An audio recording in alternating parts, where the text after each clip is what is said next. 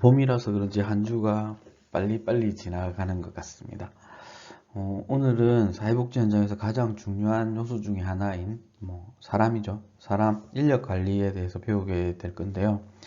사람이 중심이 되는 조직, 사람을 위한 복지를 상상하시면서 오늘 수업을 들으시면 더 도움이 되지 않을까 하는 생각을 해봅니다. 사회복지 현장이 사람이 주인공이 아닌 주체가 아닌 현장이 어디에 있냐라고 말씀하실 수도 있는데요. 이게 오랜 논쟁 속에서 여러 가지 부분들이 함께 가미됐다라고 보시면 될 것 같고, 사람이 주인 주체라고 이야기하지만 그게 이제 당사자주의나 여러 가지 부분들이 같이 고민되면서 사회복지사의 역할이나 그리고 클라이언트, 그러니까 당사자, 지금 소비자라고 하는 사람들 여러 가지가 함께 이야기되는데, 오늘은 그 속에서도 사회복지사에 대한 이야기들을 주로 하게 될 겁니다. 그래서 한번 자세하게 읽어보시면 여러분들 현장에 가실 때 많은 도움이 되지 않을까 생각을 하고요. 오늘 이제 말미에 말씀드릴지도 모르겠지만 조금 빨리 수업이 진행될 것 같아요. 오늘 배울 내용이 좀 많고요.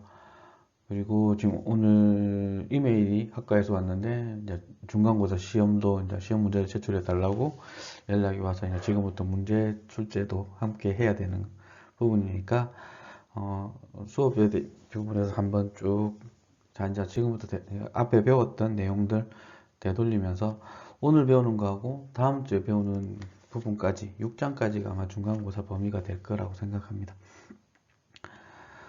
오늘 배울 거는 큰 카테고리로 6가지 정도를 배우게 될 겁니다. 인사관리에 대한 기본적인 이해, 그리고 직무 만족에 대한 이야기, 그리고 세 번째는 소진에 대한 이야기. 사회복지사한테 있어서 좀 많이 조금 위험할 수 있는 소진에 대한 이야기도 할 거고, 두 번째는 슈퍼비전, 그리고 사회복지 조직의 인사관리 구성 요소에 대해서 배우고, 마지막으로 사회복지사에 대해서 배우게 될 것 같습니다.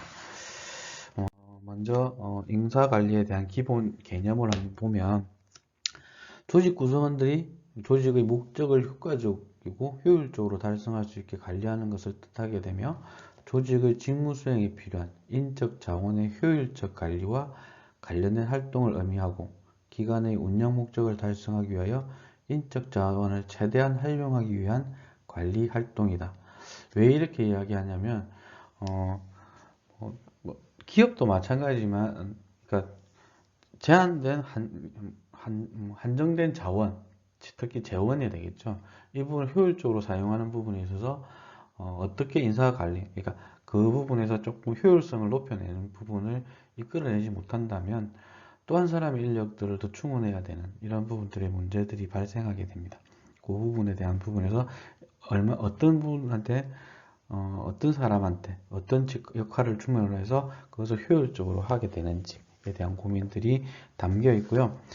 인적 자원을 개발하는 측면에서 인적 자원 관리, 그리고 개념이 사용되고 있고, 조직의 필요로 하는 인력을 조달, 유지, 활용하는 일련의 관리 활동들의 체계를 말한다라고 할 수 있습니다. 다음은 인사관리의 구성 요소를 보면 크게 4가지인데요.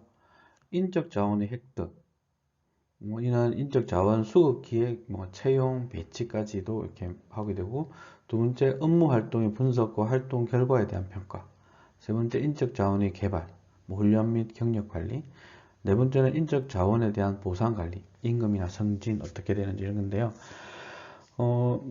저희 단체가 운영하는 시설들 같은 경우에는 크게 직원들이 그렇게 많은 숫자는 아닙니다. 전체 다 합쳐도 12명 정도밖에 되지 않기 때문에, 하지만 인력을 끝없이 충원하게 되죠. 끝없이 나가는 것도 있기 때문에. 왜냐면 그러니까 맨 마지막 보상 관리가 잘 안 되죠. 왜냐면 경제적으로 그렇게 이렇게 넉넉한 조직이 아니고, 그렇다고 해서 정부 지원이 빵빵한 조직도 아니기 때문에 그 속에서 진행을 하다 보면, 그러니까 신입들이 많이 와서 좀 배울만 하면 다른 데로 이직하게 되는 이런 분들이 많습니다. 그래서 인적 자원을 그래서 모집 공고를 하게 되고, 면접을 보고 채용을 해서 적합한 자리에 배치를 하게 되는 이런 과정들을 거치고 업무 활동들을 지금 이제 해야 되는 업무들을 분석해서 그분한테 새로 채용되는 분과 기존에 있는 사람들이 적절하게 업무 배치를 하고 업무 분장을 하게 되고 이제 신입 직원이나 현재 있는 직원들을 효과적으로 활용하기 위해서는 끝없는 교육이 진행이 됩니다. 지금 코로나 때문에 뭐 저희 단체 자체적으로 하는 교육이 많이 줄어들어서 조금 그런 부분이 있긴 하지만 그 말고도 뭐 의무 교육이나 보수 교육 이런 것 통해서 직접적으로 진행하는 내용들이 많습니다.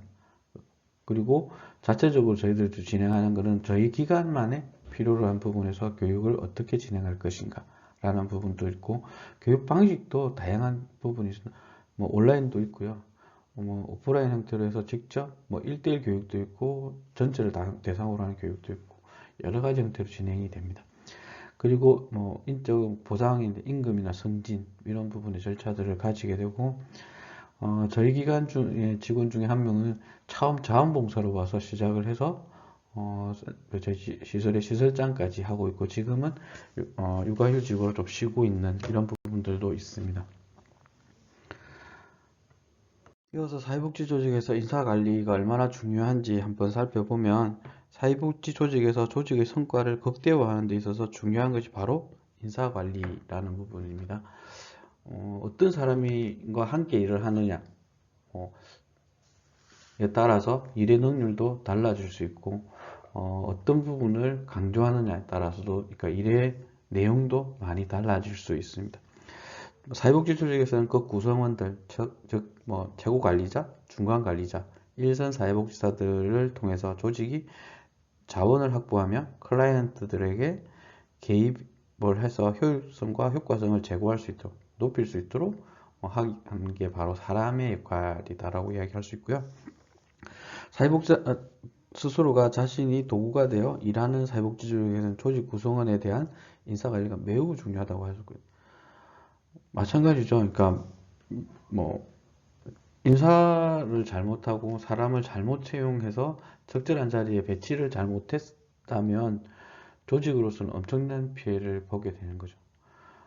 저희도 이제 한 20여 년, 10몇 년 정도를 그 삼방동에서 조직을 운영하고 있지만, 지금까지는 뭐 크게 문제 없이 직원들하고 잘 왔던 것 같아요.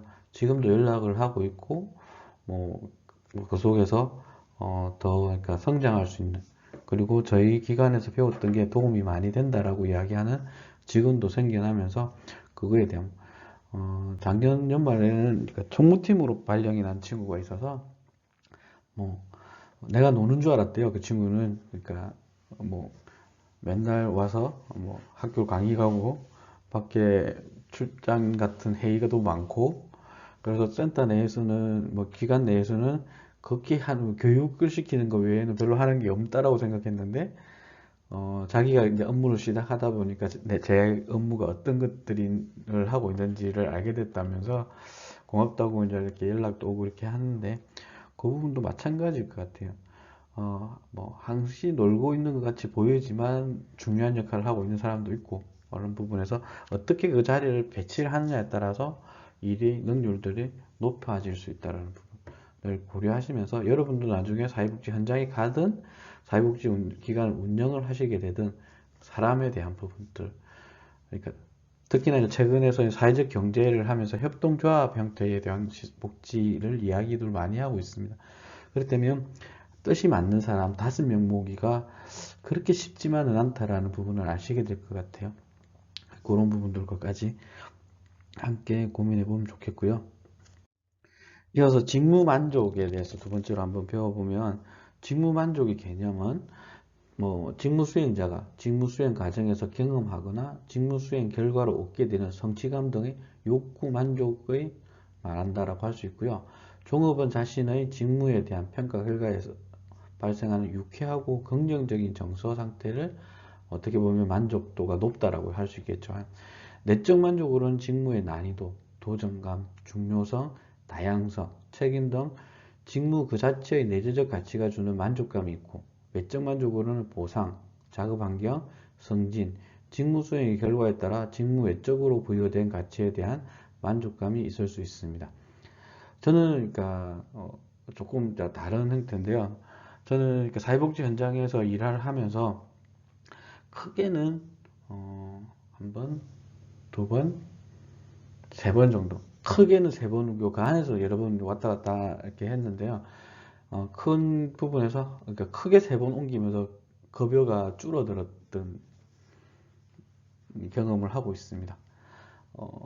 뭐 그 부분이 뭐 저희가 이제, 그런데 왜 이게 버티고 이 일을 하게 됐냐를 한다면, 저는 도전감과 제가 할 수 있는 작업 환경이라고 할 수 있는 이런 것들에 대한 만족도가 높았다라고 해요. 그러니까 급여는 줄어들었는데 내가 할 수 있는 다양한 부분들 역할들, 그러니까 제 직책도 했던 거죠. 지금 현장에서 만나는 다양한 뭐 시의원들도 그렇고 한데 지금은 뭐 직함이 뭐 사무국장도 있고 시설장도 있고 뭐 얼마 전에 상임이사로도 했고 뭐 부회장도 하고 이렇게 하고 있지만 그분한테는 지금도 실장으로 통합니다. 그러니까 제가 처음 했던 역할이 기획실장으로서의 역할들을 담당하면서 어떤 새로운 일들을 만들어내는 작업들을 하다 보니까 그 인상이 한번 바뀐 게 끝까지 저를 부를 때 실장으로 계속 부르시면서 이야기하거든요. 그런 부분들이 있을 수 있다고 생각하는 거고, 여러분들이 어떤 역할을 하게 되는지에 따라서 달라지죠. 저는 그러니까 여러분하고 조금 다르게, 저도 늦게 사회복지 현장에서 일을 하게 됐는데요. 어, 그렇지만 좀 다른 형태로 접근을 했습니다. 그리고 사회복지사 없이 한 3년 정도를 사회복지 현장에서 일을 했었습니다. 그러니까 좀 다른 형태에서 보게 되는, 그러면서 사회복지 현장에 대한, 그러니까 색다른 형태의 경험들을 하게 됐고, 이후에는 이제 그게 필요해서 지금은 뭐 석사도 땄고 이제 박사 과정에서 좀 더 새로운 도전을 하고 있는 부분이라고 말씀드릴 수 있는 것 같고, 다음 책의 내용으로 들어가면 조직 구성원의 직무 만족 여부는 조직의 효과성과 관련해 매우 중요한 요인이 될 수 있다고 하는 거고, 직무 만족은 직무 수행력, 이직률, 조직 내 직원들 간의 의사소통, 문제 해결 능력들이 영향을 미칠 수 있습니다. 그래서 이직률이, 그러니까 뭐 급여가 낮아서 이직률이 높은데 저희 직원들 같은 경우에는 오래 하는 직원은 또 오래 했어요. 왜냐하면 그 속에서 의사소통이나 자기한테 자기 개발에 대한 부분들을 무한하게 뭐 제공을 하고 컨설팅도 하고 뭐 이렇게 진행을 하면서 직원들의 또 다른 능력을 개발하는, 그러니까 급여는 작지만 또 다른 경험. 그래서 저희 기관에서 일했던 사람들을 서로 뽑아가려고 했던 이런 부분도 없지 않아 있었던 것 같습니다. 뭐 그렇다고 해서 큰 기관 이런 건 아니었고요. 저희하고 또 뭐 비슷비슷한 기관 내에서는 뭐 그나마 여기서 배웠으면 제대로 배웠다라고 이야기할 수 있는 부분이 있었던 것 같고요. 지금은 뭐 거의 비슷비슷합니다. 왜냐하면 보수교육이나 이런 것들이 너무나 많이 잘 되고 있고 그 속에서 많은 교육 과정들이 제시되고 있기 때문에 그래서 그 직무 만족을 결정하는 요인을 보면 경제적 보상이나 명예, 특별한 활동과 특별한 목표 달성에서 얻는 기쁨의 본질적 만족, 사회적 환경적 만족 등이 있는데요. 저희 그 안에 있는 센터장 같은 경우는 그 외부 공모 사업에서 조금 아니죠. 많이 우수한 성적으로 그 기간에 이제 만족하니까 해갖고 그러니까 해외여행까지도 갔다 오는. 저도 뭐 해외여행을 갔다 왔습니다. 멀리는 못 갔고, 그러니까 해외여행. 그러니까 다른 갈 기회는 많았는데 특별하게 또 기간 내부 요건 때문에 못 갔던 그뭐 호주나 이런 걸 포기를 했었고요. 대만만 두 번, 대만이 아니고 저 대마도만 두 번 왔다 갔다 했습니다. 그것도 이제 뭐 제 돈 들이고 한 건 아니니까 뭐 만족하고 그 대신에 이제 저는 또 좋았던 게 여행같이 나가서 할 수 있는 일이 많았어요. 울릉도도 제가 이제 세 번이나 갔다 왔거든요. 독도까지. 뭐 그런 부분에서 아이들하고 프로그램 하면서 나갈 수 있는, 올해도 한 번 정도 기획은 하고 있는데 어떻게 될지는 모르겠습니다. 그 상황을 봐서 진행할 계획이고요. 그래서 우리나라에서 사회복지사의 직무 만족을 결정하는 것은 학자마다 조금씩 차이가 있고 한데, 이가옥이라는 연구자 같은 경우에는 심리적 요인, 인간 내부 요인으로 소속감, 안정감, 성공감, 인정감 등을 걸 말하고 있고요. 물리적 요인은 뭐 보수, 업무, 성진, 업무 환경 등을 이야기하고 있습니다. 그리고 유네임이라는 연구자 같은 경우에는 물리적 환경, 도전, 보수 역할, 뭐 고수정이라는 역할 같은 경우는 인정과 긍지, 상사와 동료와의 관계, 조직 분위기. 근데 어떤 직장도 마찬가지일 것 같아요. 사회복지사만 뭐 이런 부분이 가지고 있는 것이 아니라 모든 직장도 저의 가치관이 뭐 돈을 많이 주는 게 필요하다라고 하면 그거에 맞춰 갈 것이고 아니면 내 스스로의 만족도 뭐 이런 것들을 같이 고려해서 결정하게 된다라고 보시면 될 것 같습니다. 이어서 소진에 대해서 한번 살펴볼 건데요. 소진은 사회복지사한테 있어서 뭐 언젠가는 나타나는 부분이라고 할 수 있는데 사람마다 그거에 대한 부분의 편차가 너무나 크다라고 보여집니다. 심하게는 사회복지 현장을 떠나는 경우도 있고요. 다시는 사회복지에서 일 안 하겠다라고 해서 떠나가는 분도 계시고 반대로 빨리 극복해내는 뭐 짧은 시간에 극복해내는 이 기간도 내용도 뭐 여러 가지로 그러니까 있을 수 있는데요. 그 전에는 헌신적이었던 전문 직업인이 직업에서 경험하는 스트레스와 고통에 대한 반응으로 직무에서 멀어져 가는 과정을 말한다. 그러니까 사회복지 현장에서 누구보다 처음 일하게 되면 열심히 한다라고 이야기하는데요. 그 속에서 사람을 만나다 보니까 심각한 스트레스, 공감 이렇게 여러 가지 부분들이 있기 때문에 그 속에서 받는 고통 이런 것 때문에 어, 싫어지는 거죠. 그 자체가. 그리고 사회복지사들이 교육훈련의 장으로부터 전문직이라는 구체적인 작업 환경의 현실적인 어려움으로 옮겨갈 때 필연적으로 겪게 되는 자기 직업에 대한 이상, 열정, 목적의식이나 관심을 점적으로 상실해가는 과정. 그러니까 거의 유사한 말이죠. 소진은 주로 밀접한 인간관계와 관련된 직무 스트레스가 많은 직종의 종사들에게 나타나는 부정적인 현상이다라고 이야기하고 있고요. 특히 이러한 현상은 단순히 개인의 문제에 머무는 것이 아니라 클라이언트에 대한 서비스와 기관에 영향을 미치기 때문에 매우 중요하다라고 얘기하는데, 저는 조금, 그러니까 소진이 뭐 앞으로도 뭐 어떻게 될지 모르겠지만 지금까지 한 20여 년 정도 일을 하면서 어, 소진이 왔던 시기가 한 달 정도 있었던 것 같아요.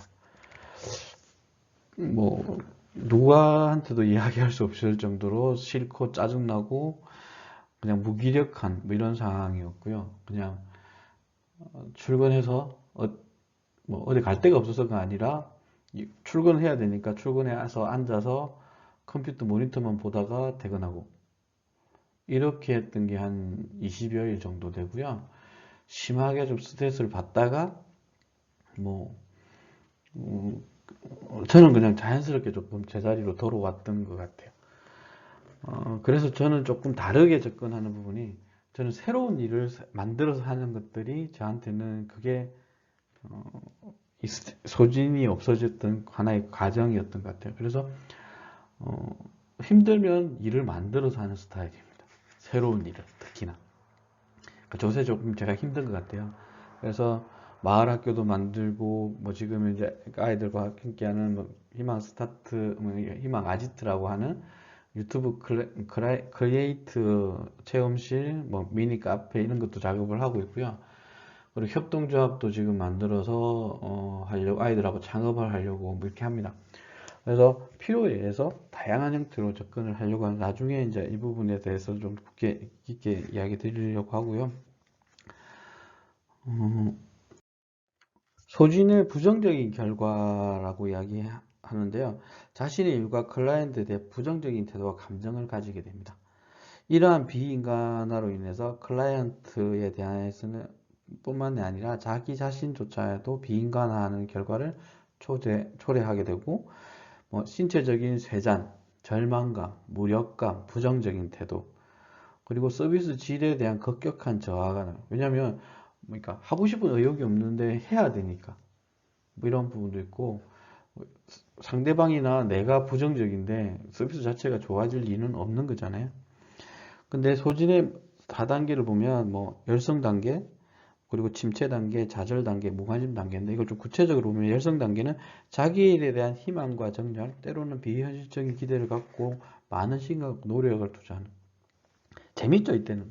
열성을 가지고 하면 뭐 어떤 일을 해도 재밌어요. 밤새도 재밌고, 그러니까 그 상상만으로도 재미있는 시기라고 보시면 되고, 침체 단계는 일이 다른 모든 것을 대체할 만큼 흥미있는 것을 느껴지지 않는 단계. 사회복지사의 보수, 근무 시간과 근무 환경에 대해 더욱 신경을 쓰이고 개인적인 욕구 충족을 중요시하는. 보통 한 1년에서 1년 반 정도, 그러니까 특히 첫 신입 같은 경우에는 그 정도 지나고 나면 이런 상태로 이제 갈 때가 있습니다.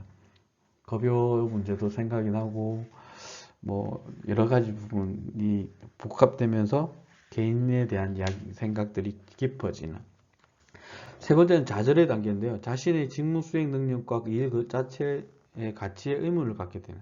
클라이언트와의 직접적인 접촉을 피하고 피로, 두통, 복통 등의 증상을 호소하게 돼요. 그리고 마지막으로 무관심의 단계인데요. 자신을 좌절로부터 방어하기 위해 냉담해지기는 무관심의 단계로 정신적, 신체적으로 기권 상태에서 클라이언트에게 무관심해지거나 그 직업을 떠나는 단계.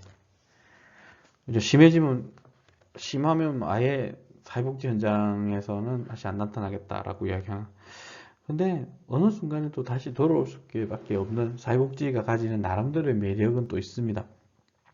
소진이는 어느 순간 나타나는 극적인 현상이 아니라 점진적인 과정으로 직무 수태를 받게 되면 긴장, 피로, 짜증 등의 단계에 이르게 되고 결국 정서적 거리, 위축, 경직, 냉소주의, 방어적 대처를 띠게 됨으로써 나타난다라고 말씀드릴 수 있고요.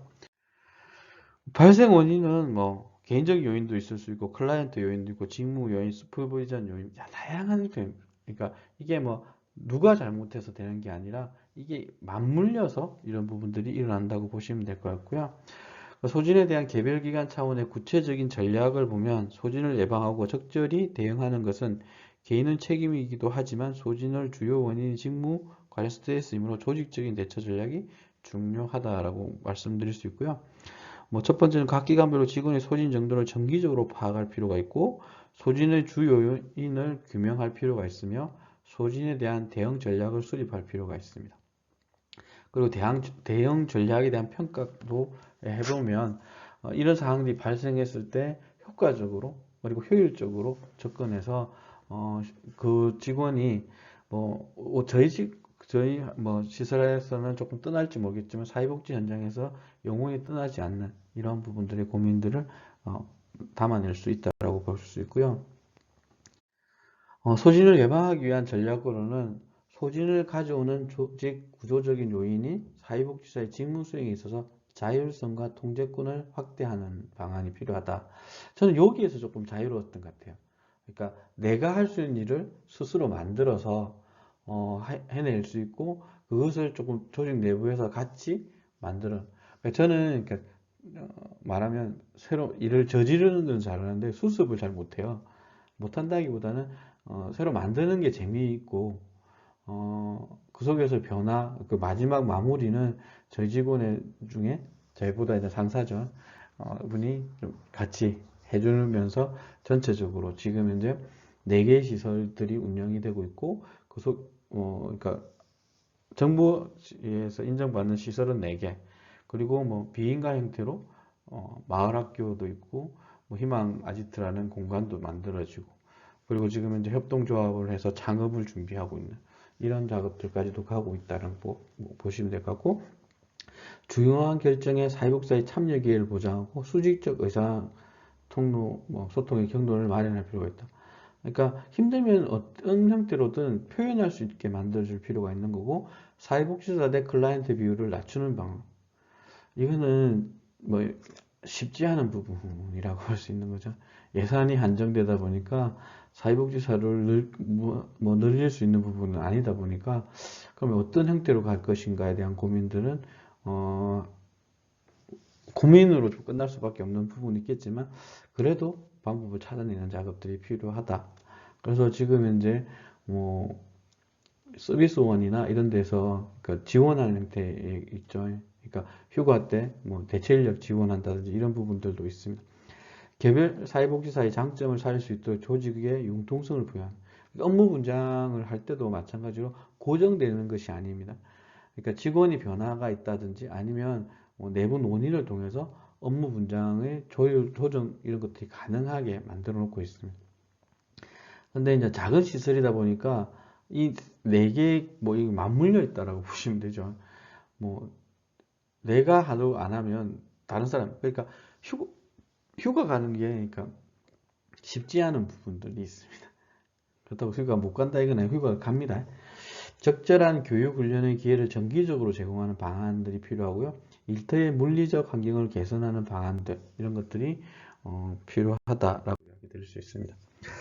다음은 슈퍼비전입니다. 그러니까 그러니까 일을 잘할 수 있도록 그러니까 어떻게 보면 그러니까 컨설팅 뭐 이렇게 해준다라고 보시면 될 것 같은데 지도 감독을 한다라는 부분입니다. 슈퍼비전은 사회복지조직가 직원의 서비스를 효과적이고 효율적으로 전달하기 위해 지식과 기술을 잘 사용할 수 있도록 도움을 주는 활동을 말한다라고 하고 있고요. 슈퍼비전을 주는 사람을 슈퍼바이저라고 하고, 이 슈퍼바이저의 역할은 슈퍼비전을 받는 상대방을 지도하고 정보를 제공해주며 지지하는 등의 역할을 수행하게 된다라고 할 수 있습니다. 그러니까 그러면 어떻게 몇 편이 하나 생긴 거죠. 사회복지사로서는. 그렇기 때문에 그러니까 뭐 결정권은 뭐 하면서 책임도 좀 막아주고, 그리고 뒤에서 정보를 제공해주면서 결정을 효율적으로 할 수 있도록 해줌으로 해서 이 사회복지사가 건강하게 성장할 수 있도록 도움을 줄 수 있다는 거죠. 그리고 슈퍼비전은 잘 훈련되고 경험과 능력이 있는 전문 직업적인 태도와 전문 기술을 갖추고 있는 사람, 그러니까 경험, 지식, 기술이 풍부한 사람들이 그러니까 지원하는 부분이 좀 필요한 거죠. 그래서 중간 관리자 이상이 그러니까 하위라고 그렇죠.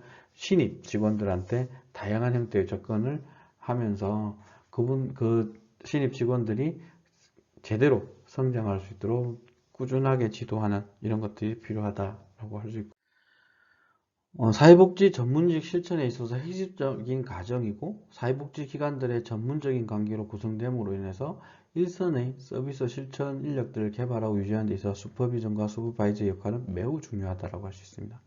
궁극적인 목표 같은 경우는 서비스의 효과적, 효율적, 효과성을 높이고 효율성을 높이겠다라는 부분이 깔려 있는 거죠. 왜냐하면 직원이 한정돼 있다 보니까 그 직원들의 역량들을 계속 끌어올려야 되는 이런 것들이 있기 때문에 슈퍼비전을 통해서 그러니까 전문가들로 키워나가는, 그러니까 학교 교육에서 전문성에 대한 부분 기본적인 것을 배웠다면 현장의 사회복지기관의 현장 속에서 우리 기관에 맞는 전문성을 역량을 끌어올리는 부분에서 그러니까 다단계 형태로 그러니까 최고 관리자가 있고 그다음에 중간 관리자가 있고 밑에 신입 직원들 사회복지사가 있다면 이게 단계적으로 슈퍼비전을 해나가면서 그 다음 단계로 성장할 수 있도록 만들어주는 이런 것들이 필요하다라고 할 수 있고요.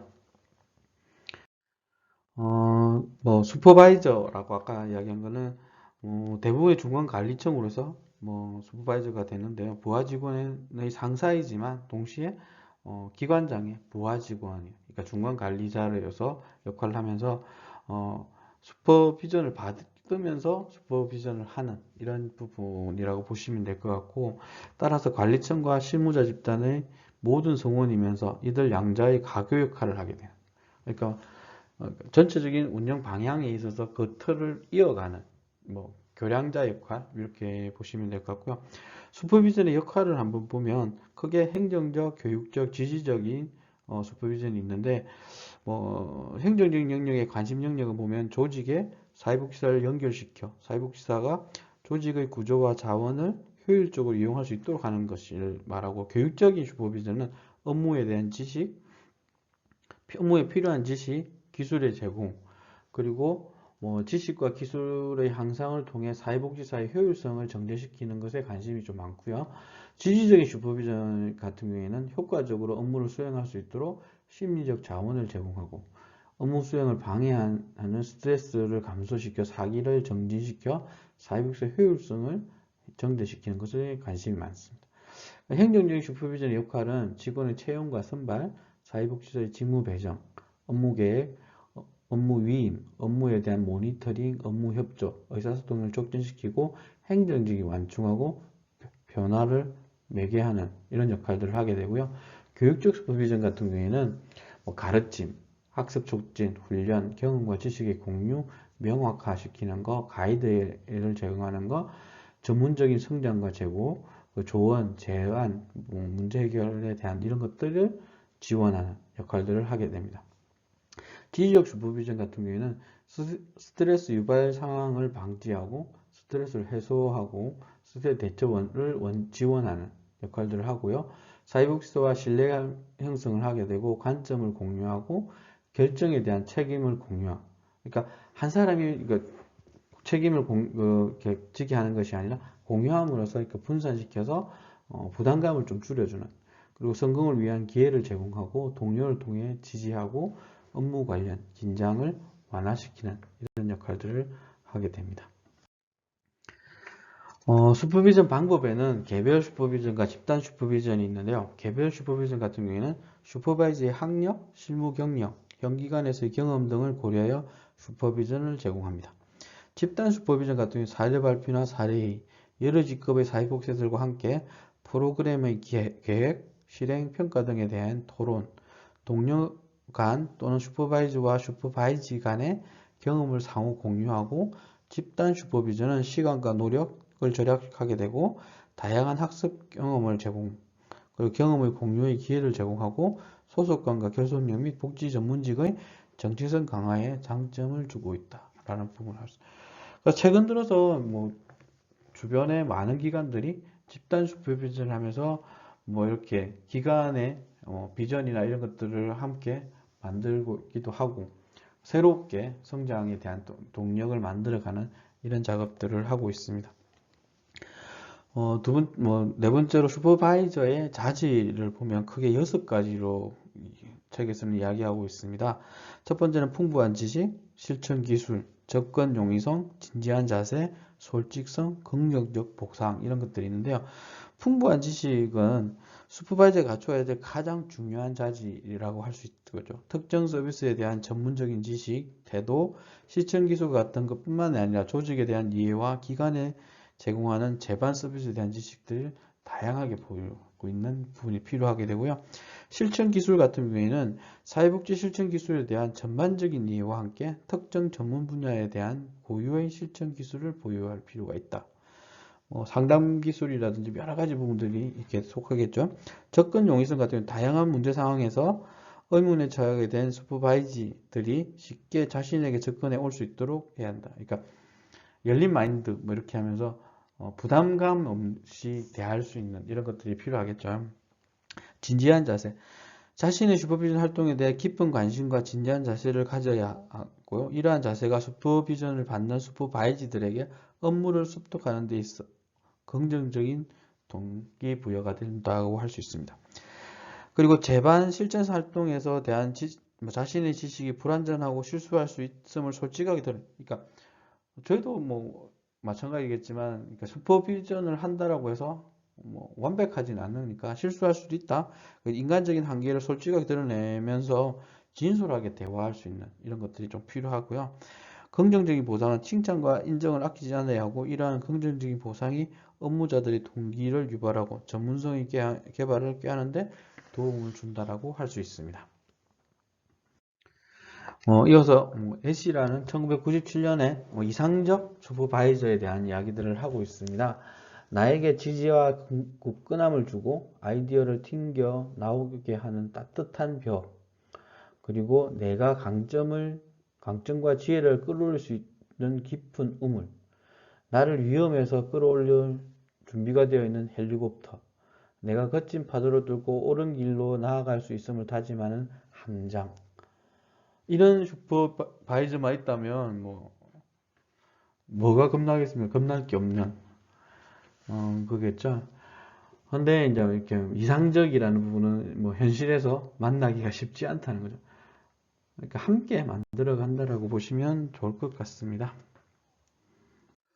다섯 번째, 사회복지 조직의 인사관리 구성 요소에 대해서 한번 보면 지금 뭐부터는 여러분의 삶하고 이렇게 연결해서 상상해 보시면 어떨까 생각합니다. 그러면 더 생생하게 뭐 직장생활 하셨던 분이나 뭐 직장생활 안 하셨던 분도 마찬가지인데 뭐 상상을 해보면 나는 이런 과정을 통해서 사회복지사로 활동을 하지 않을까라는 부분을 한번 그려보시면 어떨까. 사회복지 조직의 인사관리 구성 요소는 직원의 모집과 채용, 직원 오리엔테이션, 업무 과업 분석과 설계 및 업무 분장, 업무 과업 평가, 직원 훈련과 개발, 경력 개발, 직원에 대한 보상 등으로 나누어 줄 수 있다라고 책에 하고 있는데 좀 더 구체적으로 들어가 보면 직원 모집과 채용을 한번 보면 어떨 때 직원을 모집하죠? 결혼이 생겼을 때 아니면 신규로 뭐 시설을 오픈했을 때 뭐 이런 여러 가지 요인들이 있겠죠. 직원 모집은 조직 구성원이 될 수 있는 잠재적 역량을 가진 사람들을 찾아내는 과정. 특히 사회복지 현장 같은 경우에는 필수 조건이 있죠. 저는 아니기도 했지만 지금은 사회복지사여야 되죠. 사회복지 현장에서 일하는 90% 이상, 99%를 해도 되죠. 뭐 의사 간호사가 배치되는 역할 말고는 대부분이 사회복지사. 뭐 건강가정지원센터 이런 거 같은 경우는 조금 달라졌죠. 이거는 그러니까 보건복지부 소속이 아니니까 여성가족부 소속이니까 뭐 건강가정사라든지 이런 분이 채용하는데 보건복지부 소속에 있는 시설들은 기본이 사회복지사라는 거죠. 뭐 그리고 채용은 조직이 일을 수행할 수 있는 지식과 기술, 능력 및 기타 자원을 갖는 사람들을 구별해서 조직 구성원으로 선택하는 과정이라고 할 수 있고요. 일반적인 채용 방법은 이력서, 면접, 시험, 적성검사 등. 최근에 이런 적성검사, 뭐 지금 김에 뭐 복지재단 같은 경우도 적성검사 시험을 치죠. 그런 통해서 면접, 시험 이런 것들을 치게 되는데 소규모 시설 같은 경우 시험까지는 치지 않고 있죠. 뭐 급여도 많이 못 주는데 그렇게 채용의 문턱을 높여보면 올 사람이 한 명도 없을 것 같으니까 뭐 기본적으로 서류 그 다음에 면접 정도로만 진행을 하는데요. 저도 예전에 제가 이제 채용을 담당할 때는 시험 쳤습니다. 그래서 뽑고 이렇게 하거든요. 근데 시험이라고 해서 뭐 그렇게 거창한 시험은 아니었지만 면접을 하기 전에 그러니까 그거에 대한 상황에 맞는 그러니까 접근을 할 수 있도록 유도해 내는 작업을 통해서 이야기하고 이런 과정들을 거쳐서 직원들과 함께하는 이런 것들이 있었고요. 그리고 채용에서 핵심적인 문제는 조직에 필요한 사람을 정확히 골라서 채용하는 거. 정말 힘듭니다. 그러니까 채용에 대한 뭐 면접 보고. 그러니까 지금은 저희 기관에서는 제가 면접을 안 보거든요.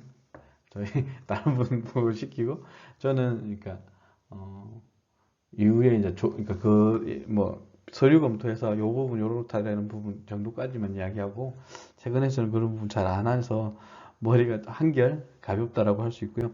채용 과정에서 다양한 방법을 사용함에도 불구하고 채용 결과에 대해 많은 후회와 실수를 하게 됩니다.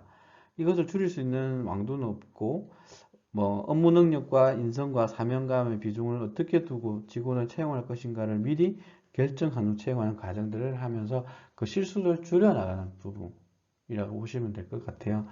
어, 그러니까 그러니까 저희도 기관을 운영하다 보니까 느낀 것 중에 하나인데, 그러니까 이런 저희 기관하고 안 맞는 직원들이 몰려올 때가 있어요. 뽑고 얼마 안 해서 그만두고 뽑고 이 과정들이 뭐 좀 자주 일어나는 상황들도 발생하게 됩니다. 근데 한 번 뽑아놓으면 잘 뽑아놓으면 오래 같이 일을 할 수 있어요. 그게 그렇게 해서 같이 일을 하는 사람을 키워내는 작업이 정말 재밌어요. 그러니까 그렇게만 된다면 뭐 고민할 게 없죠. 그래서 두 가지가 맞물려야 되는 거죠. 기관 입장에서 기관의 성장과 같이 할 사람을 뽑아내는 작업, 그리고 직원의 입장에서는 내 꿈과 기관의 그 꿈이 하나로 만들어져 이걸 어떻게 일치시키는 거야. 만들까에 대한 부분들. 저희 기관에 보면 거의 10년 이상 같이 한 직원들이 있어요. 뭐 저나 뭐 이건 같이 시작했기 때문에 저 말고도 직원으로 자원봉사로 시작해서 하고 있는 분도 계시고, 그래서 직원들 그리고 다른 직장에서 월급도 많이 못 주면서 데려와서 같이 일하는 이런 직원들도 있고 하기 때문에 그런 부분들, 비전을 어떻게 맞춰갈 것인가, 신뢰관계가 형성되면 충분히 그것을 해나갈 수 있는 거죠. 두 번째는 직원 오리엔테이션입니다. 오리엔테이션은 뭐 학교 입학할 때 보통 신학기에 오리엔티 하는데 요새 이제 코로나 때문에 잘 안 하죠. 뭐 짧게 하고 끝내고 이런 부분 온라인으로 하는데 그 전달이 제대로 될지는 좀 의문이 가긴 합니다. 조직 구성을 사회화하는 과정, 즉 새로운 직원이 조직의 효과성이 높은 직원으로 변환하도록 돕기 위해 제공하는 직원 사회화 기관. 그러니까 정보 제공하는 거죠. 오리엔테이션은 우리 기관 이런 기관을 비전을 가지고 이런 사업을 통해서 이러한 세상을 만들고 싶다라는 부분의 공감대를 먼저 넓혀가는 이런 거 나가지고 뭐 네 가지 측면을 한번 보면 조직에 대한 오리엔테이션은 조직의 사명, 목적, 역사, 기본 정책, 규정, 구조, 위계 질서, 일의 절차, 조직의 기본 활동과 서비스, 자원, 외부와의 네트워크 이런 것들을 이야기하는데요. 저희 기관은 대표적으로 예를 들면 처음에는 둘이란이라고 하는 단체가 하나 있었어요. 이게는 봉사하는 단체로 제일 처음 만들어져서 활동을 했는데 2006년에 처음 삼방동에 특히 아동복지 시설을 만들고 시작을 합니다. 그리고 2007년에 두 개의 시설을 더 시작하는 거죠. 공동생활 가정 하나, 청소년 지역 아동센터 하나, 세 개 시설이 만들어지고 2010년도에 또 외부 지원을 받아서 공동생활 가정 하나를 더 만들고 그래서 네 개가 구성됐고 2011년부터는 삼원동에 마을 축제를 주관하기 시작을 했고 이런 활동들을 하는 거죠. 왜? 아동 청소년이 행복한 마을 공동체를 만드는 것이 목표였기 때문에 저희들은 그렇게 활동을 했습니다. 그렇게 활동을 했는데 그러니까 이제 공신력의 의문을 받기 시작을 하죠. 다양한 활동들을 좀 잘해보고 싶은데 그러니까 일반 임의단체에서 비영리 민간단체가 되었지만 법인이 아니라서 가지는 나름대로의 많은 문제의식들을 받았기 때문에 그래서 뭐 정부 차원에서 권장하기도 했지만 뭐 지금 보면 또 마땅히 그렇지도 않은 것 같은데 사회적 협동조합을 만드는 작업들을 해서 작년에 그러니까 준비 과정을 거쳐서 작년 10월 달에 협동조합을 만들었고 그 속에서 역할 분담들이 이루어지고 있고 또 지금 이제 고민하는 거는 일반 협동조합을 또 하나 만들려고 준비를 하고 있습니다. 그거는 여러 가지 고민들인데요. 그러니까 나중에 이제 마지막에 또 따로 형태로 일반 협동조합을 왜 만들려고 하는지도 한번 이야기 드려 보겠습니다. 그리고 두 번째는 신입 직원의 부서에 대한 오리엔테이션. 저희는 부서라는 개념이 그렇게 크진 않습니다. 왜냐하면 그러니까 개별 시설에 대한 오리엔테이션이 되는 거죠. 해바라기라는 시설 같은 경우는 초등학생 전용 지역아동센터고 사과나무 같은 경우는 청소년 전용 지역아동센터. 그리고 두리꿀은 여성 중심의 여성 아동의 중심으로 되어 있는 공동생활 과정. 뭐 또한 자작나무라는 것은 남학생 중심의 공동생활 과정. 이런 형태로 뭐 이렇게 그 위상이 어떻게 되고 누가 있고 뭐 이런 부분에 설명들을 하는 그리고 이 일은 어떤 역할들을 하게 된다라는 부분까지도 이야기하게 되고요. 그리고 조직과 부서 내에서 신입 직원의 위치와 가업 및 기능, 그 가업의 부서 내의 관계들의 부서 내에서 조정 체계, 과업에 대한 슈퍼비전 체계에 대한 오리엔테이션 이런 것들도 하게 됩니다. 그러니까 저희는 뭐 지금은 조금 그게 좀 많이 약해요. 왜냐하면 그 개별 시설들의 업무가 뭐 좀 더 전문화되고 좀 힘들어지면 예전에는 A 시설에서 일이 있으면 B 시 같이 가서 도와주고요. 이렇게 하면서 이렇게 협업에 대한 고민들이 많았어요. 최근에는 그런 것보다는 교육할 때 모여서 왜냐면 다 전문성이 다 달라요. 대상도 다르고 그리고 그러니까 부러워하는 능력도 달라요. 초등센터에서는 청소년센터가 부러워요. 부럽다고 이야기해요. 왜냐하면 대화가 통한다라고 이야기하거든요. 근데 청소년 센터는 초등센터가 부르는 거죠. 왜? 귀엽고 말하면 먹힌다는 거죠. 그러니까 서로가 보는 부분이 다르기 때문에 욕구도 달라지는 거죠. 이런 부분이 있습니다. 그리고 업무 시간, 임금, 부가급여, 뭐 성진 시스템 등에 관한 오리엔테이션들이 있다라고 하는 거죠.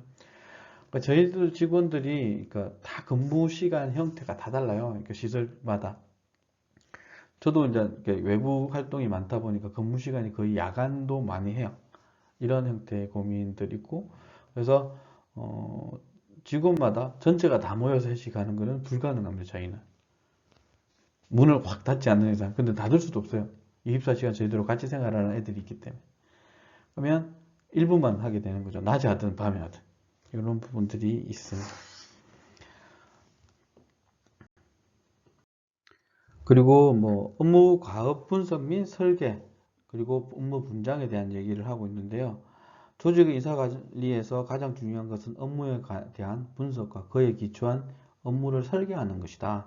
업무 과업 분석이라는 것은 업무의 산출문 혹은 서비스의 생산에 필요한 과업들을 분석하는 과정, 업무 지시서 뭐 이런 것들이 있습니다.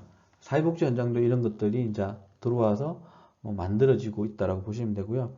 업무 과업 분석 방법에는 관찰, 개별 인터뷰, 그룹 인터뷰, 설문지문, 전문가 초청 이런 것들을 통해서 세밀하게 그것을 분석해내는 것들을 하고 있고요. 업무 설계는 이것을 재구조화하는 거죠. 분석되던 내용들을 재구조화해서 이것을 이렇게 규정하고 이렇게 규정을 함으로 해서 설계해내는. 그래서 공동사일 과정에서는 이런 업무를 A라는 직원이 하고 이렇게 하는 거. 그래서 이제 업무 그 다음 단계가 업무 분장입니다. 그러니까 다양한 형태의 일어나는 모든 일들을 왜냐하면 직원이 많지 않기 때문에 이것을 표장함으로 해서 효율적으로 진행하는 거죠. 뭐 컴퓨터를 잘 다루는 직원이 있다면 그거에 맞는 업무 역량들이 가게 되고 좀 다른 형태는 또 다른 형태로 정보가 가게 되는 이런 부분들이 있습니다. 그래서 가장 우리 뭐 그 직원이 3명이면 3명을 통해서 가장 효율적이고 효과적인 운영 시스템을 만들어내는 것이 뭐 이런 것들이 업무 분장이다라고 보시면 될 것 같고요. 다음으로 이제 업무 과업 평가입니다. 그러니까 뭐 계획을 했다면 기획을 했고 뭐 이렇게 설계를 했다면 평가를 해봐야 되죠. 제대로 작동을 하고 있는지. 그럼 제대로 작동을 하고 있다면 그들을 유지해서 더 발전시키면 되는 거고 뭔가 삐끄덕거리고 잘 안 된다. 그러면 다시 뭐 분석하고 설계하고 분장하는 이런 작업들을 거치게 되는 거죠. 업무의 성과를 뭐 평가 뭐 하고 설계하는 실행하는 과정이다라고 얘기하는데요. 평가의 목적은 3가지가 있습니다. 크게 조직의 전략에 맞춰 조직 구성원의 활동이 수행되고 있는가, 아까 얘기했던 계획대로 되고 있는가를 파악하는 거고, 두 번째는 조직 구성의 관리상 필요한 정보, 임금, 승진, 해고 등과 같은 인적 관리를 위한 정보를 얻기 위한 것. 그렇죠? 일을 잘 안 하고 있으면 뭐 문제 제기도 해야 되는 거고, 진짜 우리하고 안 맞다 그러면 아이들하고 안 맞든지 뭐 내부적 갈등을 계속 유발한다 그러면 해고도 해야 되는 거죠. 제가 이렇게 하면서 2006년부터 저희들이 그러니까 제가 직원으로 있는 거 말고 지금 이제 그 둘이날이라는 단체에서 중간관리자 이상의 역할들을 하면서 직원을 한 3명 정도 제가 해고했나요? 그 말고는 해고를 해본 경험이 많지 않은데 진짜 힘들어요. 뭐 이런 부분이 있습니다. 그 조직 구성원의 개발을 위한 방향과 내용을 구체적으로 왜냐하면 부족한 부분을 채워서 아까 얘기했던 가장 효과적인 구조로 만들어내는 거기 때문에 부족한 부분이 있다면 채워내야 되는 거죠. 그러면 어떤 교육을 할 건지 이런 것들을 지원할 역할들이 필요하다라고 보시면 될 것 같습니다. 그리고 업무 성과 평가의 기본 방향은 크게 4가지인데요. 결과평가, 행동평가, 특성평가, 질평가라는 것들이 있습니다. 결과평가부터 보면 조직 구성원이 만들어낸 산출물, 즉 결과물에 대한 평가. 결과평가의 대표적인 방법은 MBO라고 하는 목표 관리에 대한 평가들이 있습니다.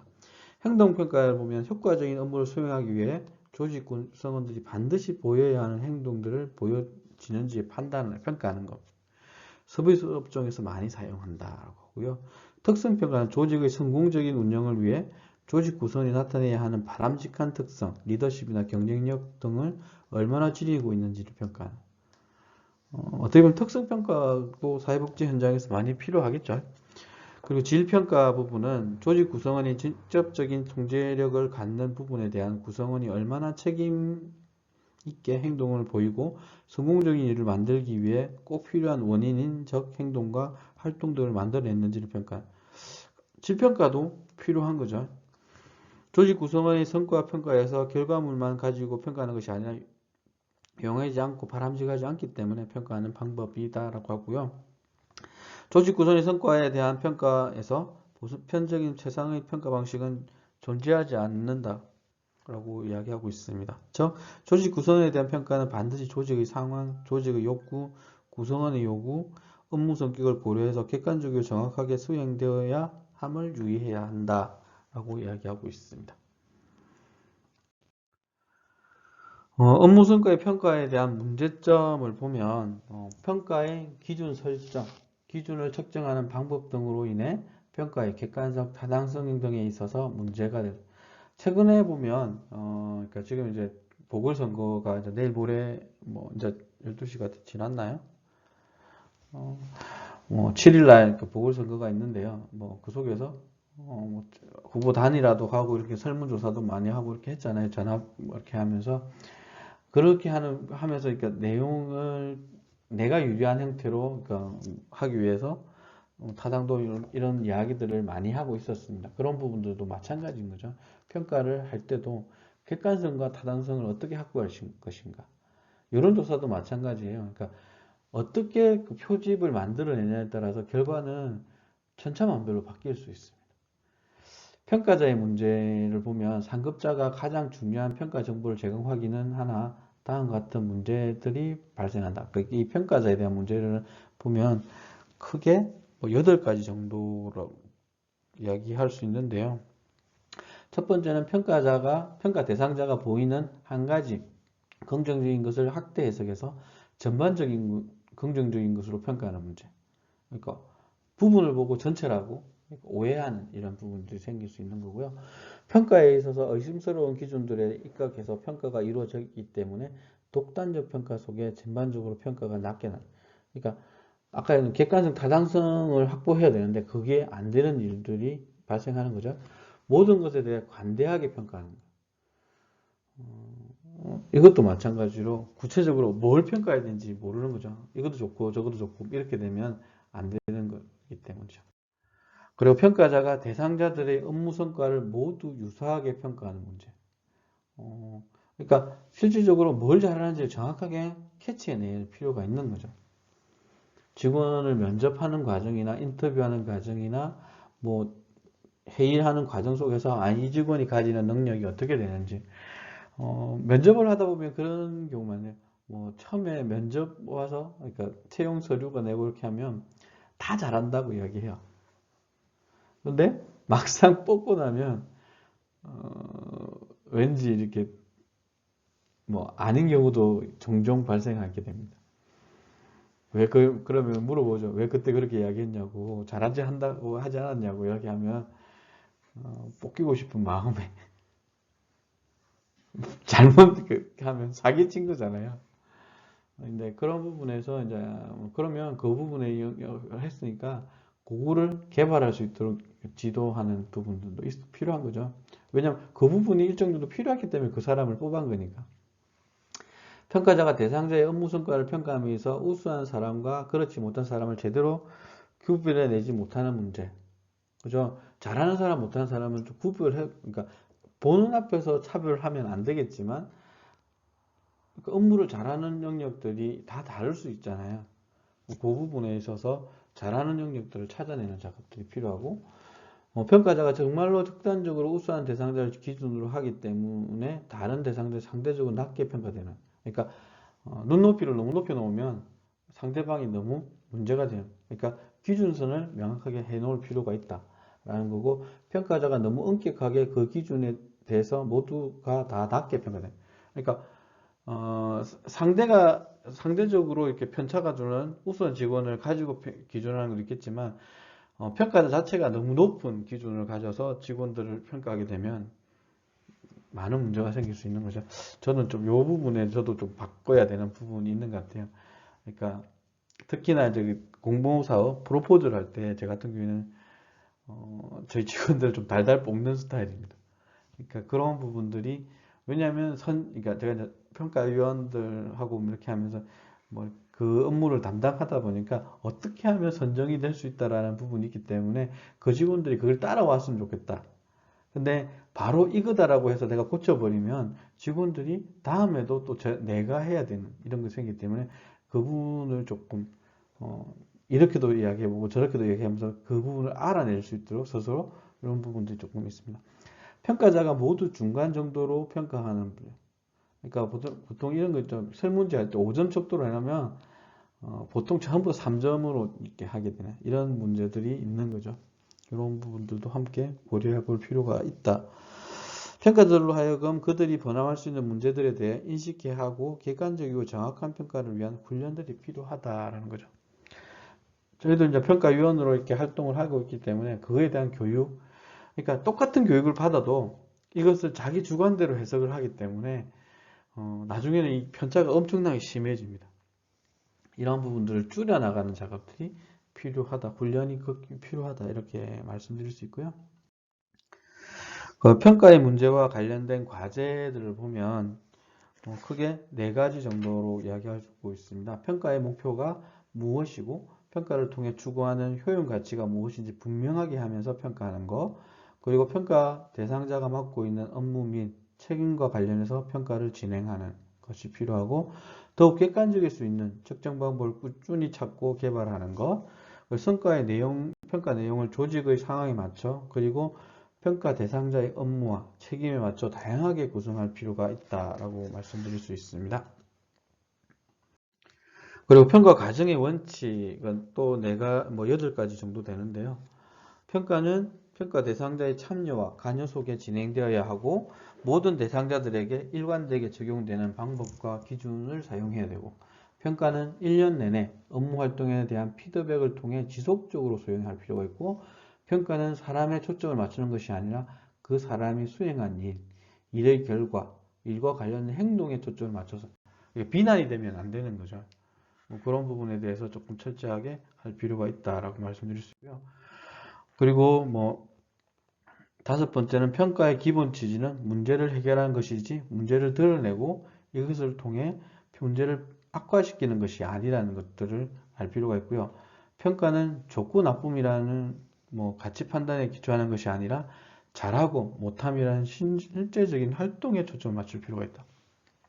평가는 구체적 목표를 정하고 1년 내내 그 이 목표를 향한 진보, 그러니까 발전해 나가는 부분을 계속 리뷰하면서 진행할 필요가 있고, 평가는 폄하의 목적이 아니라 칭찬을 통한 성장과 발전이 기본 목적이다.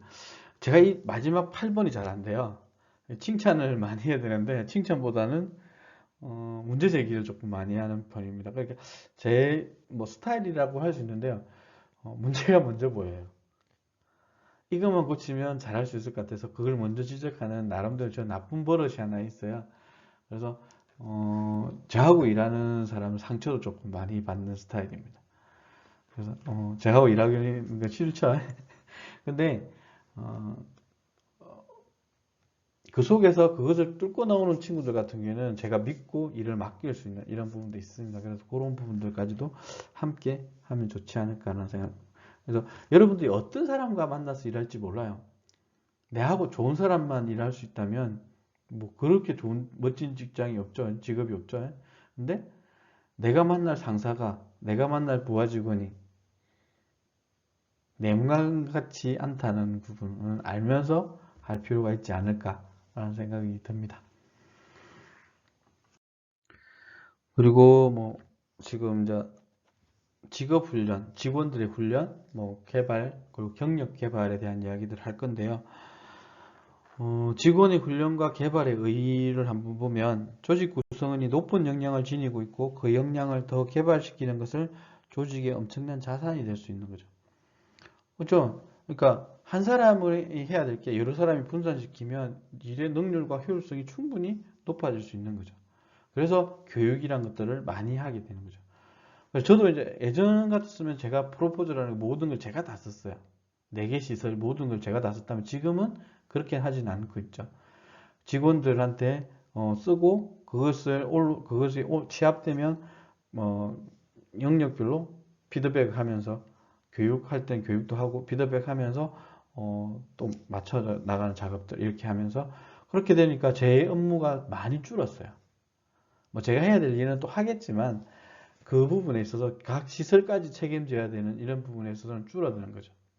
그리고 또 다른 일을 할 수 있는 뭐 나름대로 제 역량들이 뭐 조금 다른데 쓸 수 있는 그래서 지금 제가 딴 일을 파나요?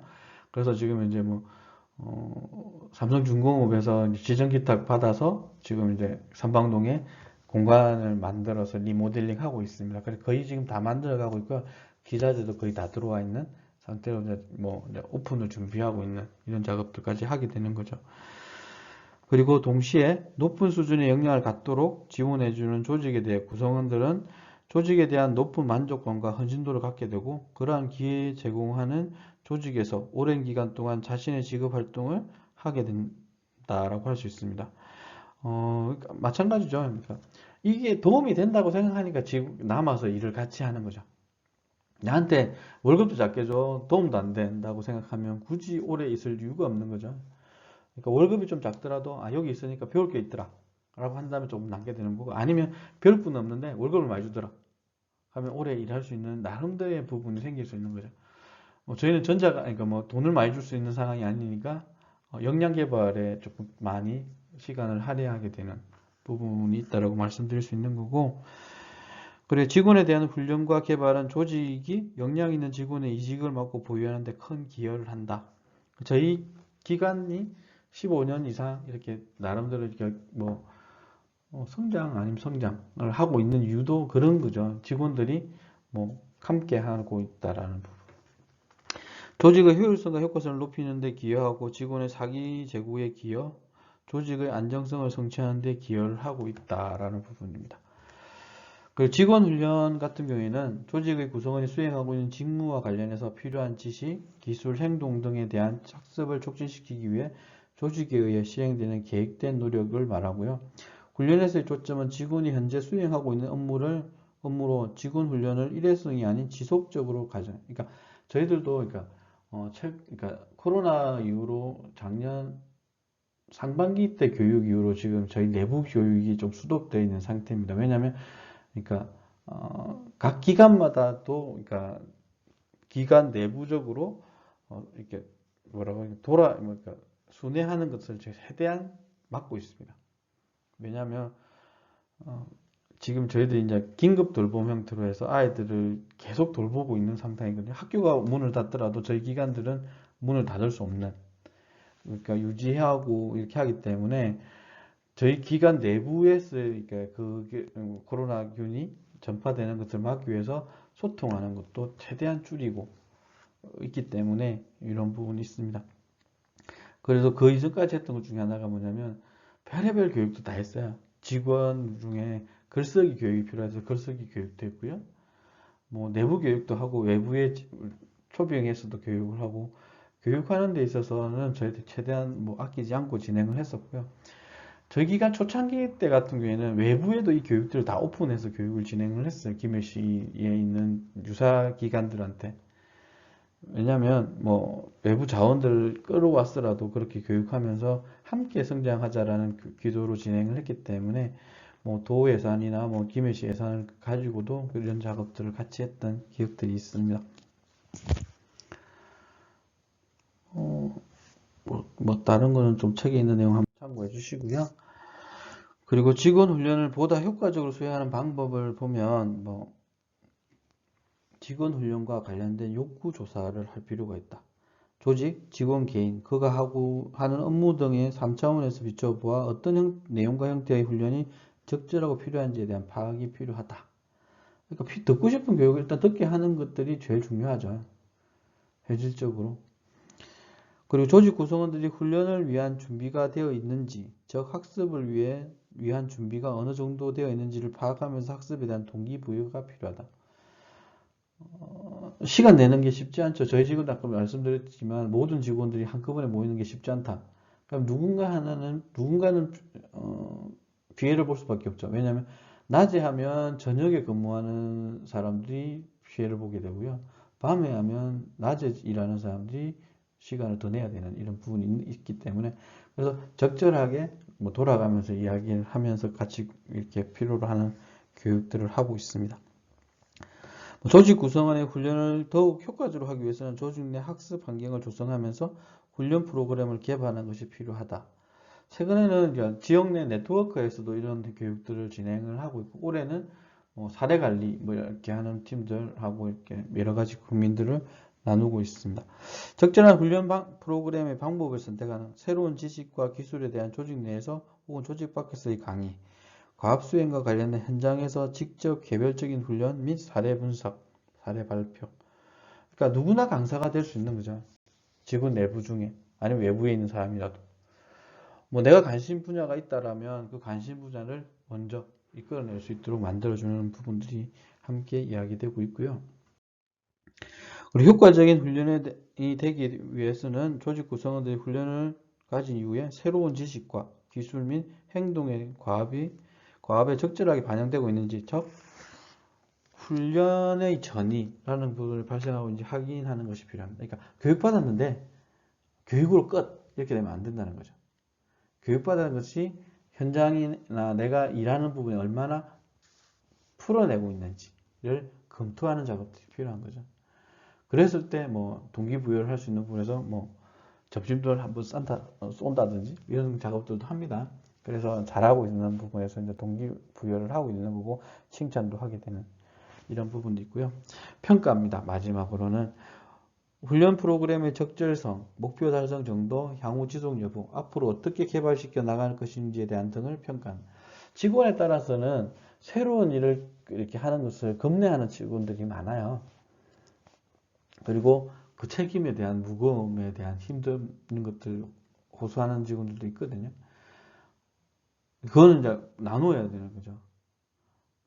그 책임감에 대한 부담은 뭐 슈퍼비전을 하든 이 직원으로 나누어서 뭐 이렇게 부담을 줄여주는 작업들이 필요하고, 이런 작업들을 함께 할 필요가 있는 거고, 다음은 직원 개발입니다. 직원이 조직 내에 존재하는 여러 종류의 업무를 감당할 수 있도록 준비하는 것을 돕는 것. 초점은 현재 하고 있는 일이 아닌 다른 업무로도 이동하여 그것을 수행해낼 수 있도록 능력 함량, 인적 자원의 개발 관리는 공식적인 훈련과 교육, 현재 업무의 확대 또는 순환 업무 등의 업무 체험 등을 통해 접근하는 것이 필요하고, 직원 역량, 가치, 태도, 능력, 지식, 기술 등 한 차원 높은 수준으로 개발하는 것을 의미한다. 저희도 이제 그러니까 제일 하고 싶은 게 보직 순환이에요. 근데 이게 지금 정부 그거로 막혀 있어요. 같은 시설인데도 그게 안 쉬운 게 뭐냐면, 그러니까 시설장 같은 경우에는 그렇게 저희들 해봤는데 퇴사하고 옮기는 시스템입니다. 왜냐하면 이렇게 다 각각의 시설로 이렇게 되어 있기 때문에 A 시설의 시설장이 B 시설장으로 이렇게 순환 보직이 안 됩니다. 민간이다 보니까. 그래서 똑같은 시설인데 왜 안 되냐고 싸우기도 하는데 잘 안 된다고, 그러니까 이게 안 먹히더라고요. 그래서 그런 고민들을 풀어나가는 방법들을 찾고 있고요. 그렇게 된다면 업무 직원들이 향상시키는데 많은 도움이 되지 않을까 이런 생각을 해봅니다. 다섯 번째, 직원 개발 접근 방법에 대해서 보면 크게 네 가지로 이렇게 이야기하고 있는데요. 첫 번째는 공식적인 교육, 두 번째는 역량 및 잠재력을 사정 후 피드백하는 방법, 세 번째는 업무 경험을 다각화하는 방법, 네 번째는 멘토식 방법이 있습니다. 첫 번째, 공식적인 교육은 조직 내외의 공식적 교육기관에서 다양한 부분의 역량을 제고시키기 위해 교육을 받게 하는 부분들입니다. 다양한 시각을 접할 수 있게 하고 문제에 대한 새로운 시각에 접근할 수 있게 하는 효과를 가질 수 있습니다.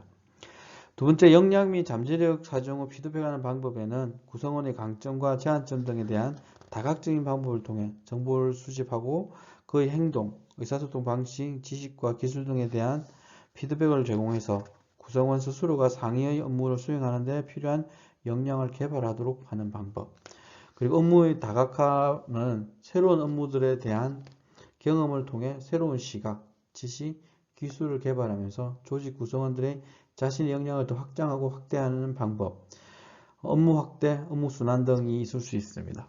멘토십 방법 같은 경우는 업무에 아직 경험이 많지 않은 조직 구성원에게 경험을 공유시키면서 지혜를 갖게 하고 이를 통해 역량 개발을 유도하는 방법이 있을 수 있습니다. 경력 개발 같은 경우에는 조직 구성원의 각각이 원하는 경력을 할 수 있도록 경력 욕구, 가치 지향, 강점과 제한점에 대한 파악하고 함께 경력의 목표를 형성하고 관련된 업무를 경험할 수 있도록 지원하는 것을 의미한다고 할 수 있고요. 조직이 인사관리 시스템 내에서 이러한 경력 개발 프로그램을 체계화시키는 것이 필요하다. 조직 구성원들이 그들의 원하는 도전적인 업무를 수행할 수 있는 기회를 제공하는 부분이 필요하다. 근데 이게 쉽지는 않습니다. 왜냐하면 뭐 이게 큰 기관, 뭐 복지관 같은 경우에는 뭐 한 명이 이렇게 개발한다고 해서 크게 문제가 되지 않지만 뭐 두세 명밖에 없는 직원들이라면 한 명이 이렇게 역량 개발한다고 나가면 쉽지 않은 부분이 있는 거죠. 직원에 대한 보상을 보면 크게는 그러니까 보상을 보면 피고용인이 고용적 관계로 인해 받게 되는 모든 형태의 재정적 보상과 서비스, 부가급여 등을 의미하며 보상은 인사관리의 핵심적인 요소로 업무에 대한 직원의 동기를 고취시키고 조직의 목적 달성을 위한 원활하게 할 수 있다라고 합니다. 그러니까 보상을 많이, 그러니까 저도 농담 삼아 했던 것 중에 하나가 프로포즈를 해서 따오는 돈의 1%만 인센티브 주면 이렇게 농담 삼아 옛날에 했는 적도 있고요. 그럼 어마어마하게 많았을 것 같아요. 저희 기관이 1년에 평균적으로 외부 자원을 끌어오는 게 1억 정도 되거든요. 1억이 조금 넘습니다. 그러니까 저희도 이제 얼마 전에 외부 공모 사업을 하면서 우리가 얼마나 이렇게 외부 공모를 따왔는지를 한번 이렇게 분석한 적이 있는데요. 그러니까 1억이 넘더라고요. 매년. 그러니까 2004년? 해죠. 2003년부터 해서 4년부터 외부 공모 사업이 되기 시작했으니까 4년부터 2021년까지 총 외부 지원금 공모 프로포즈를 해서 나눠서 연도로도 나누니까 그렇게 되더라고요. 보상의 종류에는 뭐 직접적인 보상, 뭐 간접적인 보상인데 직접적인 건 기본 임금하고 성과급. 최근에 이제 성과급 주는 데가 조금씩 생기기 시작하죠. 간접적 보상은 사회보험 비용 부담, 근로시간 변제, 휴가 등 주차 공간 제공, 장기간 훈련 및 교육 기회 제공. 예전에 저한테 이제 그러니까 뭐라고 하는 공수표는 됐지만 제가 그러니까 급여를 작게 받고 스카우트 된 적이 있다라고 말씀드렸는데 지금 직장 안 하고 이전 직장입니다.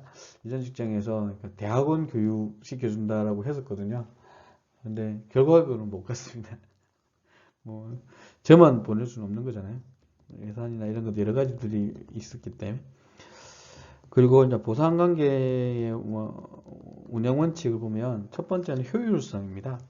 보상이 생산성을 향상시키고 인건비를 조정할 수 있어야 한다는 것입니다. 그리고 두 번째는 형평성이다. 모든 구성원들에게 공정하게 대우하는 보상 체계가 되죠. 특정 직원한테만 투여된다면 굳이 그걸 할 필요가 없는 거죠. 왜냐하면 그 한 명은 뭐 이렇게 사기가 진작될지 모르겠지만 나머지 직원들은 사기가 저하될 수밖에 없기 때문에 조직에 차라리 보상 체계가 없는 게 차라리 더 나을 수 있는 부분이라고 할 수 있고요. 법과 규칙에 대한 준수, 합법적이고 합리적이어서 모든 구성원이 그것을 받아들일 수 있어야 한다는 거죠. 편법을 통해서 뭐 이런 거죠. 근무 시간이 정해져 있는데 그러니까 휴가도 정해져 있는데 그것을 무시하고 뭐 휴가를 더 준다든지 이렇게 할 수는 없는 거죠. 그리고 사회복지 조직은 임금 수준을 높이고 다양한 간접 보상 프로그램을 개발하는 등 부단한 노력이 필요하다라고 할 수 있습니다. 그러니까 오늘 이렇게 계속 시간을 내고 달려왔는데요. 마지막 부분은 다음 주 강의할 때 조금 더 보충을 해야 될 듯 합니다.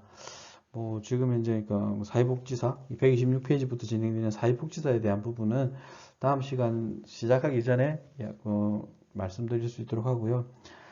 그러니까 말씀드릴 수 있는 건 전문가가 되기 위한 부분에 위해서 이제 시작을 하셨잖아요. 여러분들도 사회복지사가 되는 게 쉽지 않은 길이라고 생각을 해요. 그렇기 때문에 누구나 할 수 있으면 굳이 할 필요가 없는 거죠. 그리고 마음을 내고 시작을 하시는 거잖아요. 그렇기 때문에 끝까지 살아남아야 승리할 수도 있는 거죠.